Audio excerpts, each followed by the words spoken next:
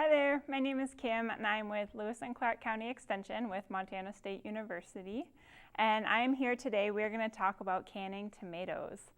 So I've been here a couple of times already. We've gone over the basics of canning. We've also gone over freezing and drying. And today I'm going to take a step back and focus specifically on canning tomatoes because it's that time of year and because canning tomatoes is pretty popular. Just canning your plain tomatoes, making them into sauce, soup, juice, and then making fun things like salsa, tomato sauce, spaghetti sauce, barbecue sauce. I could go on a lot of different things. So I want to focus on what we can do to can our tomatoes safely today, since at the Extension office we are concerned about safety and quality when preserving our food. So just to get started here, I want to do a basic overview again of our acidity chart when we are canning foods. So I have this chart here that shows the different acidity of foods. And if you notice, up on the top here are a lot of our fruits. We're worried about acid when we're canning foods because a lot of bacteria, especially Clostridium botulinum, which can cause botulism, can't grow in our acidic foods. So when we can fruits, it's okay to use our water bath canner. When we do vegetables, they have a higher acid or a higher pH, which gives them a lower acid, and those then have to be canned in a pressure canner. And tomatoes are right in the middle. Tomatoes have around a 4.6 pH, and once things are above a 4.6 pH, that's when we say that they have to be pressure canned. And so looking at this, I know a lot of folks out there still do can their tomatoes in a water bath canner, and some may do it in a pressure canner. However, at the Extension office, and research shows that our tomatoes should be canned either by adding acid and doing them in a water bath canner, or if you're doing them with no additional acid, then we need to put them in a pressure canner. So today I'm going to talk a little bit about the ways that we can do tomatoes in a water bath canner. So, there are many different varieties of tomatoes today. I think, 100 years ago, there were maybe only a handful of varieties of tomatoes, or at least ones that were commonly grown. However, today, you see an endless supply of varieties of tomatoes out there, which makes it a little scary to say that all tomatoes can be canned the same way, or they all have a same pH, I guess. So what we're saying is that just to be safe, we should make sure that we either add acid or we do them in a pressure canner to make sure that we are canning our tomatoes safely. So in order to add acid to our tomatoes, we can do a couple of different things. We can add citric acid, which can come in the form of tablets or a powder you may get at a natural food store or somewhere in bulk. You can buy it online usually too. Or you can add lemon juice. And for safety, we always recommend using a bottle of lemon juice rather than juicing lemons yourself. Because just like tomatoes, lemons can vary in acidity as well, but bottled lemon juice has a consistent acidity, so that if we use bottled lemon juice, we're always making sure that we hit that acidity right to make sure that our tomatoes are safe.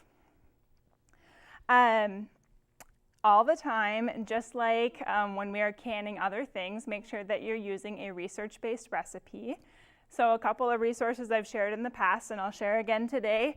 My go-to is the University of Georgia National Center for Home Food Preservation.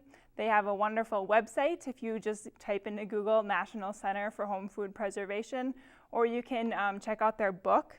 We have these for sale at the Extension office, or I can just show you right now too. They're so easy to preserve. 6th edition is the one that you want. It's the newest one. And they have wonderful recipes for starting with your tomatoes. Also at the Extension office, we have these free Mont guides, all research-based recipes. We have one specifically focusing on tomatoes and fruit mixtures. So this is another great resource. Again, a third resource that I recommended is Ball, like the canning jar brand. And their website, freshpreserving.com, has some wonderful recipes as well. And all three of those resources are research-based, which means that you're going to get the highest quality product and a safe product after you've gone through the whole process of canning your tomatoes. So I highly recommend checking out one of those resources rather than something shared from generations ago, or something random off the internet that doesn't cite its sources. Because there's a lot of safety concerns when we're canning our foods. So what are some things that we acidify when we're canning tomatoes? If you want to can just your basic whole tomatoes or make like a chunky sauce with them, to do it in a water bath canner, you're going to have to add that acid, the citric acid or the lemon juice that I mentioned. If you don't want to add it or you don't really like the flavor of it, you can do it in a pressure canner. But that's a really important difference that if you're not adding that acid to change the pH of your product, then you're going to have to can it in a pressure canner. And if you do add the acid, it's going to be in the form of the lemon juice, the citric acid, or if we get into things like salsas, ketchup, barbecue sauce, you might be adding vinegar in, and that vinegar is going to change the acidity of the product as well. So with vinegar, we want to make sure it's that 5% acidity that's going to change the pH of the product. A lot of canning tomato recipes also call for using salt. And when you are canning, there is actually a specific canning salt to use. You might see it for pickling, but it's nice to use this for any kind of canned recipe, because then canning salt doesn't have any iodine in it, so it's not going to cause any change in color. If you can with table salt, then sometimes it can change the color of your product, especially with pickles. You'll notice it sometimes with salsas and things like that too. So look for canning salt when you are ready to can. And salt's really just a flavor additive. It's not for safety. So if you are trying to watch your salt in your diet, or it's too much salt that it calls for in the recipe, feel free to alter it or leave it out. When you're doing pickles, you want to make sure you keep the salt because it adds that crispiness that you really like with pickles. But for tomatoes and other products that call for salt, don't worry about adding the salt if you're trying to keep a salt-free diet. And then if you don't like the acidity flavor that's added to your tomatoes or your salsas, then you can always add a little bit of sugar to kind of offset that acidity flavor. Although with things like salsas and barbecue sauce and ketchup, you're often adding sugar anyways, and so, or they're going to be a kind of an acidic food anyways, so not a big deal there. Some things that you don't add acid to when you're doing tomatoes, you think spaghetti sauce, also tomato juice. Spaghetti sauce with or without meat needs to be done in a pressure canner. And then tomato juice also needs to be done in a pressure canner, unless, again, you're adding that acid. So kind of repeating myself a bunch here, but just want to make sure that it's emphasized that if we're not using acid, it needs to be done in a pressure canner. Even though tomatoes kind of taste acidic, their acidity is not quite as high as a fruit. So just something really important to keep in mind, because we want everyone to be safe with their canned foods. And so today I also wanted to just review the water bath canning process again, because I kind of went through this quickly last time I was here. So if we are canning tomatoes with our acid, we're doing a salsa or adding some acid to our whole tomatoes, we can use a water bath canner. And again, this is what that looks like. And pretty simple, just a big pot with a rack on the inside here. I don't know if you can see that. I can pull it out here. Rack is really nice to keep the jars off of the bottom of the pot. So if you don't have a rack, but you have a nice large kettle, you can always use the rings from the top of the jars with the flat side up so that the jars can sit on there nicely, or you can crinkle up some tin foil.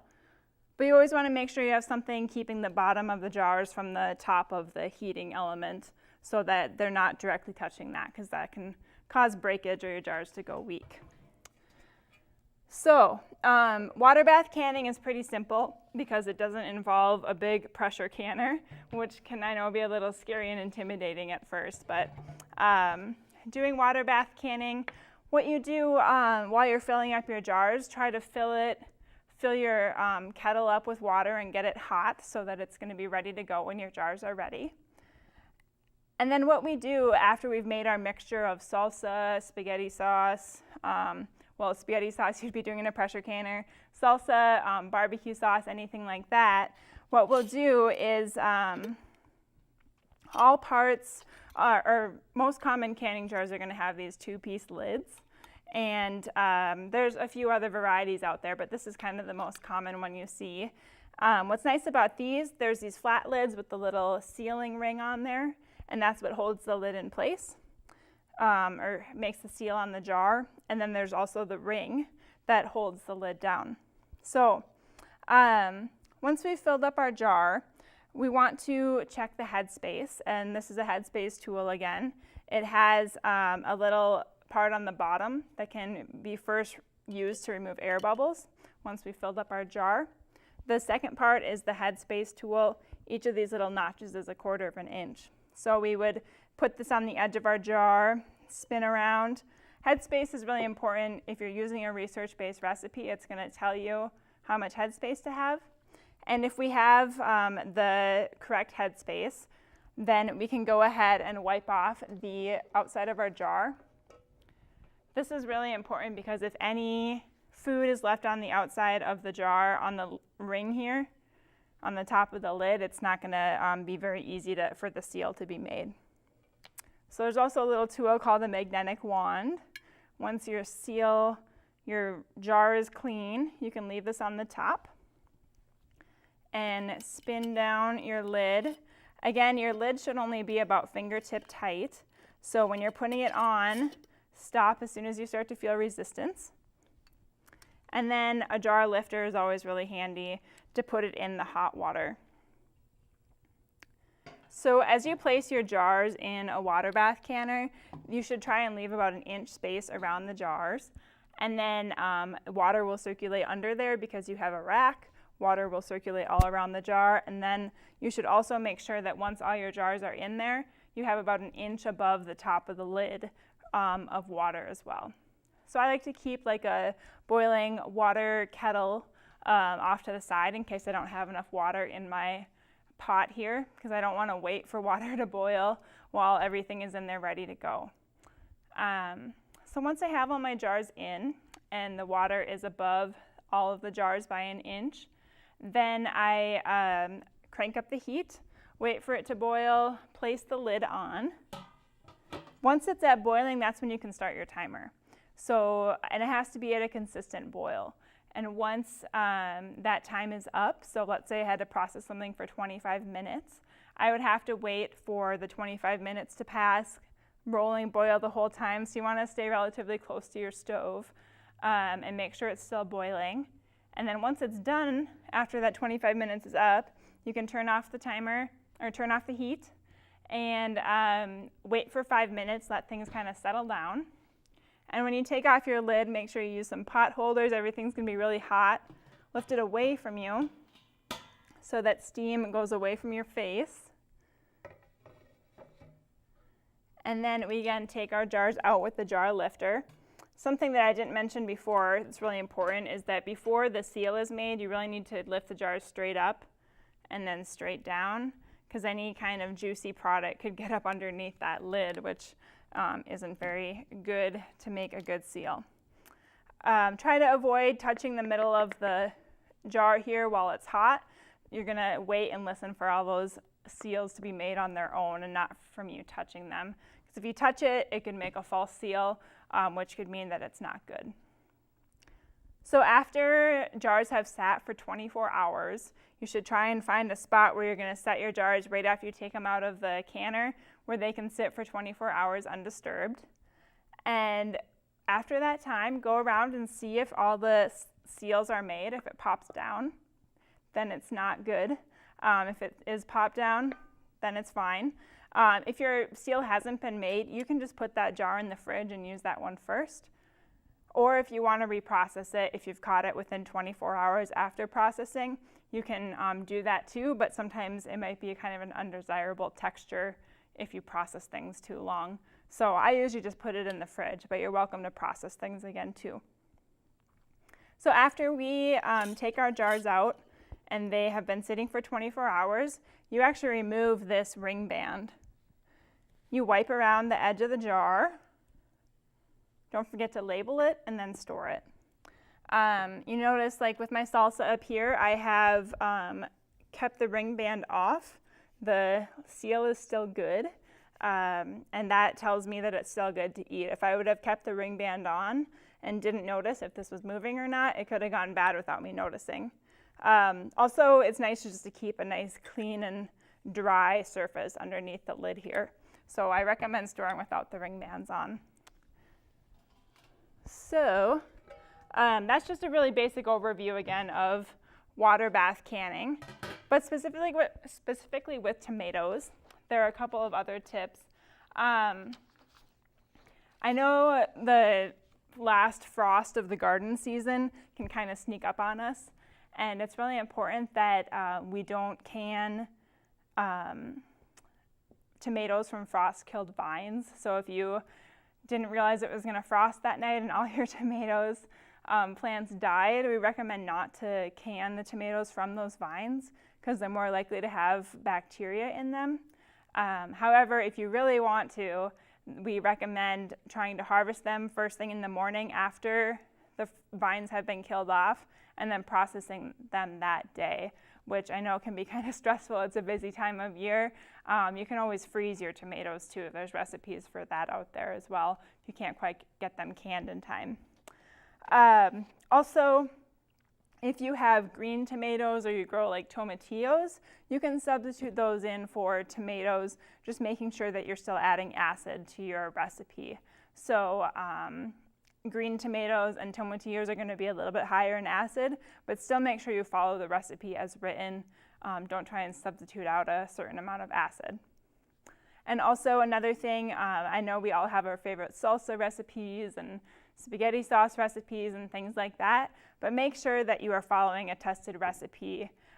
If you like your salsa really hot, usually a lot of salsa recipes just say, 2 to 3 cups of peppers, and it can vary from mild peppers to spicy peppers. That doesn't matter.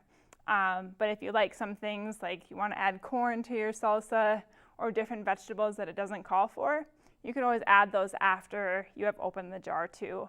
Because if you're changing the acidity of the food by adding additional ingredients, then it could not be safe to eat anymore. So just really important to follow the recipe. I know it gets exciting with some of these mixtures of different foods, but it's not something to experiment with different recipes just because we're worried about the acidity. And if a food is not acidic enough, then it's definitely a potential place for Clostridium botulinum to grow and make us all sick. So just something to keep in mind, but still fun to can your own salsas and tomatoes and all that stuff as well. So please feel free to give me a call or email if you have any questions on canning tomatoes or anything, or freezing or dehydrating your foods. I'm happy to talk about it with you.